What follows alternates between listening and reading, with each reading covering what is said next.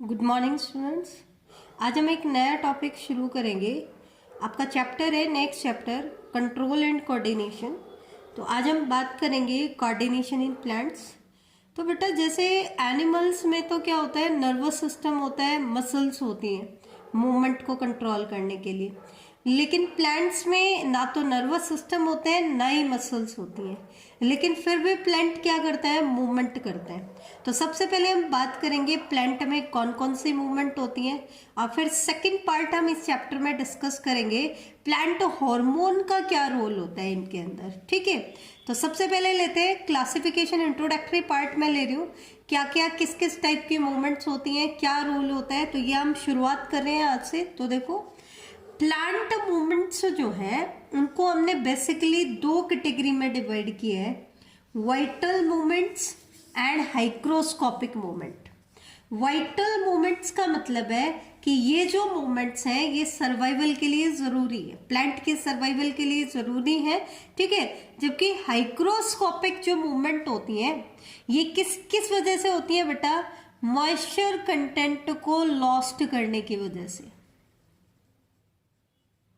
ये क्या करती है, अनइवनली थिकन जो वॉल्स होती हैं वो क्या करती हैं, मॉइस्चर कंटेंट को लॉस करती हैं। क्या करती हैं, लॉस करती हैं। और मॉइस्चर के लॉस होने की वजह से उनके अंदर मूवमेंट होती है, तो वो मूवमेंट क्या कहलाती है, हाइग्रोस्कोपिक मूवमेंट। दैट मीन्स यहाँ पर ड्राइनेस आती है।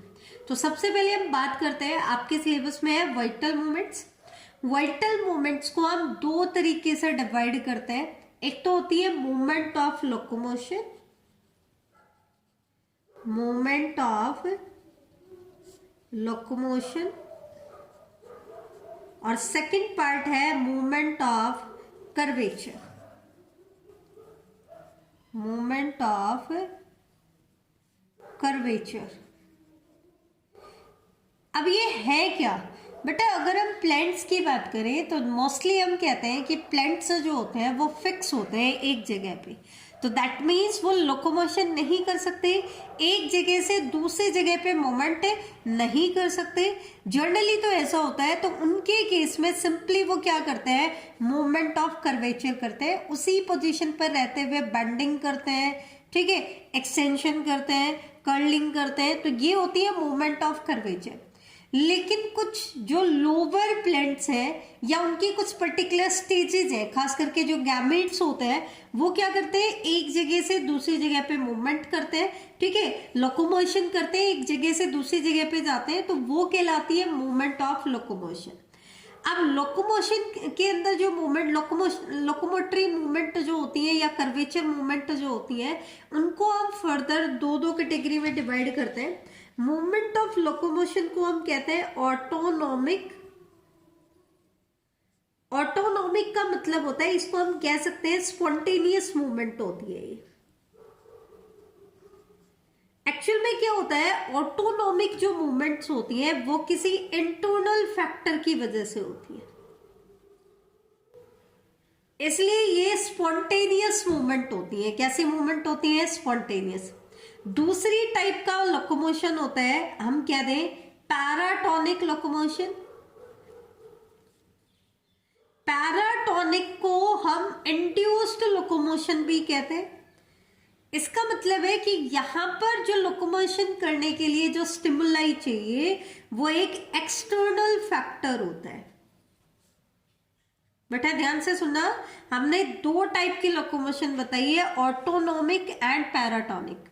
ऑटोनॉमिक जो लोकोमोशन होता है उसके लिए जो स्टिमुलाई चाहिए वो कोई इंटरनल फैक्टर होता है, जबकि पैराटोनिक के लिए जो स्टिमुलाई चाहिए वो कोई एक्सटर्नल फैक्टर होता है।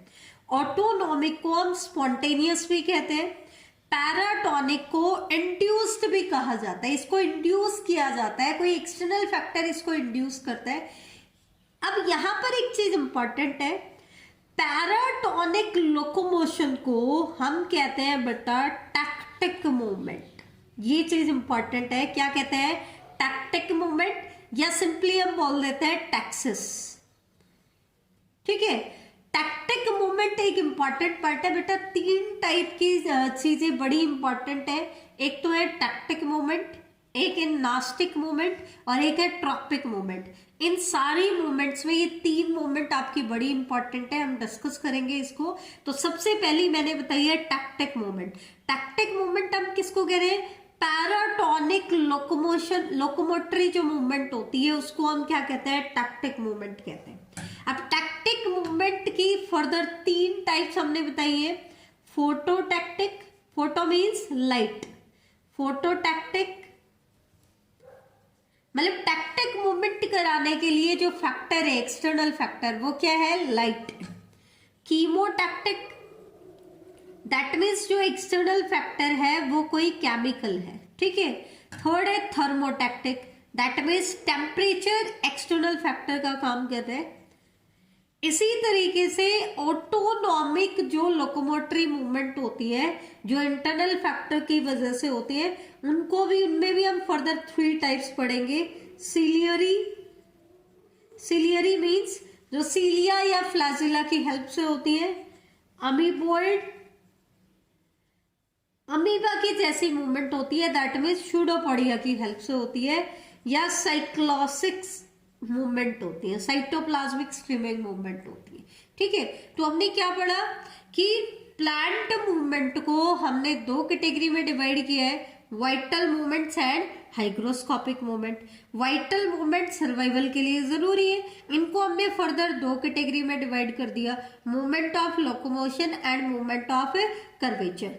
मूवमेंट ऑफ लोकोमोशन की टाइप्स के बारे में हमने स्टडी कर लिया, 2 कैटेगरी में डिवाइड किया। सबसे पहले ऑटोनॉमिक एंड पैराटोनिक।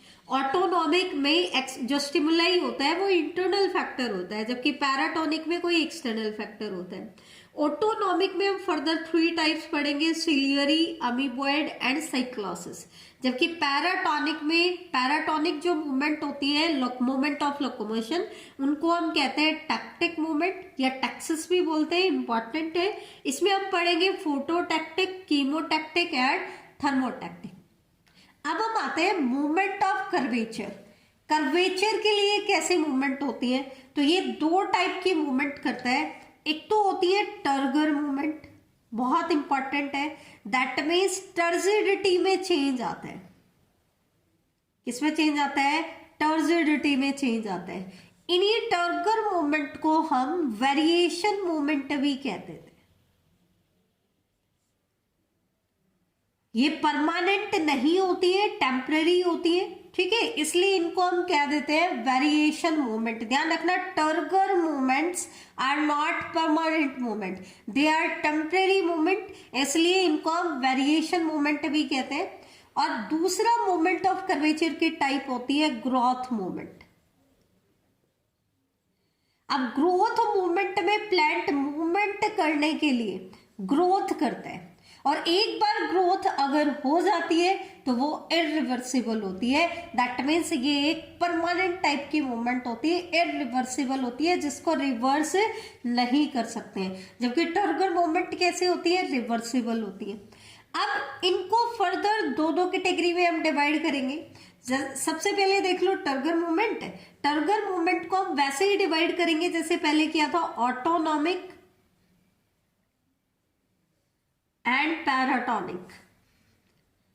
यहां पर भी वही चीज है, ऑटोनॉमिक का मतलब है कि जो स्टिमुलाई चाहिए टर्गर मूवमेंट के लिए, वो स्टिमुलाई कैसे है? इंटरनल स्टिमुलाई है। पैराटोनिक मीन्स टर्गर मूवमेंट के लिए जो स्टिमुलाई चाहिए वो एक एक्सटर्नल फैक्टर है। कैसा फैक्टर है? External factor. Paratonic turgor movements को हम फर्दर 3 मेन टाइप्स इसमें पढ़ेंगे। कौन कौन सी?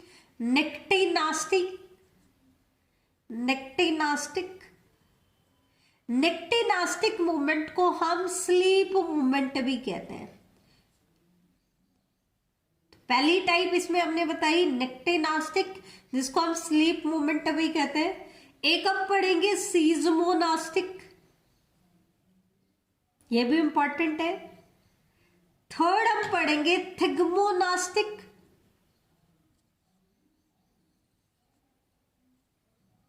या फिर इसी को हम हेप्टोनास्टिक भी बोलते हैं, हेप्टोनास्टिक, ठीक है। तो पैराटोनिक टर्गर मूवमेंट्स में तीन मेन चीजें हम पढ़ेंगे, निक्टिनास्टिक, सीजमोनास्टिक एंड थिग्मोनास्टिक। इसी तरीके से ग्रोथ मूवमेंट को भी दो टाइप्स में डिवाइड किया गया है, ऑटोनॉमिक, दैट मीन्स यहाँ पर ग्रोथ मूवमेंट के लिए जो फैक्टर चाहिए, वो स्टिमुलाई चाहिए, वो इंटरनल फैक्टर होता है। पैराटोनिक मतलब यहाँ जो ग्रोथ मूवमेंट हो रही है उसके लिए जो स्टिमुलाई चाहिए वो कोई एक्सटर्नल फैक्टर है। अब ऑटोनॉमिक में हम फर्दर स्टडी करेंगे एपिनास्टी, हाइपोनास्टी,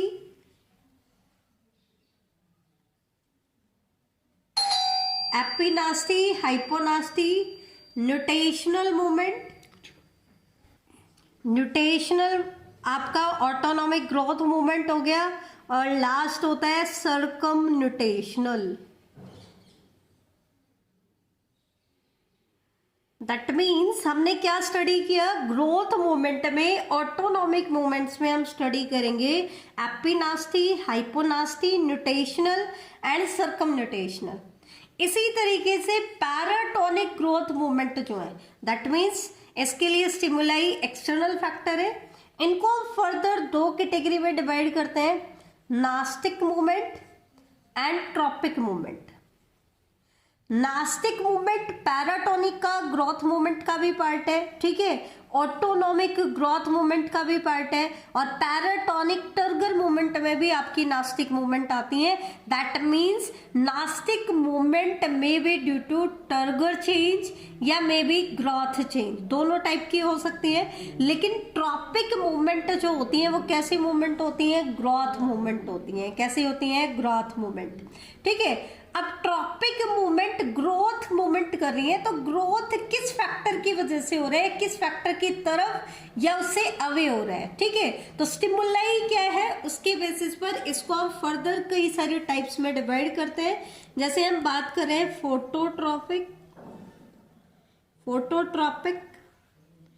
फोटोट्रॉपिक मूवमेंट को हम हेलियोट्रॉपिक मूवमेंट भी कहते हैं,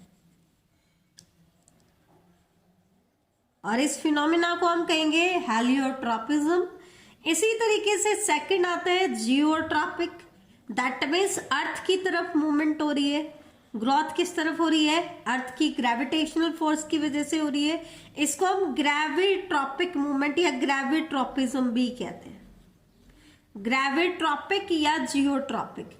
थर्ड टाइप होती है हाइड्रोट्रॉपिक। फोर्थ टाइप होती है थिग्मोट्रॉपिक।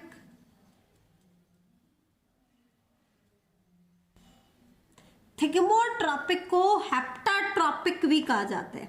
ध्यान रखना, हेप्टोनास्टिक जो था वो तो टर्गर मूवमेंट थी, लेकिन यहां पर हम क्या कह रहे हैं, हेप्टाट्रॉपिक मूवमेंट। तो ये ट्रॉपिक मूवमेंट है, ठीक है। नेक्स्ट आती है कीमोटैक्टिक, कीमोट्रॉपिक। अगर ट्रॉपिक मूवमेंट किस तरफ हो रही हो, केमिकल की तरफ हो रही हो, तो उसको हम क्या बोलेंगे, कीमोट्रॉपिक। और लास्ट आता है थर्मोट्रॉपिक। तो ये मैंने क्या बताया बेटा कि जो ट्रॉपिक मूवमेंट्स होती हैं उनमें कई सारे टाइप्स पढ़ेंगे, किस बेसिस पर कि प्लांट ग्रोथ किस तरफ कर रहे हैं। फोटोट्रॉपिक लाइट सोर्स की तरफ या उससे अवे भी हो सकता है। जियोट्रॉपिक मतलब ग्रेविटेशन का इफेक्ट आ रहा है। हाइड्रोट्रॉपिक मींस वाटर की तरफ या वाटर से away. Thigmotropic, chemotropic and thermotropic. Thermo word किसके लिए होता है, टेम्परेचर के लिए। तो ये आज का हमारा टॉपिक था प्लांट मूवमेंट के बारे में। एक बार मैं फटाफट इसको रिवाइज करा देती हूँ, ध्यान से देखना।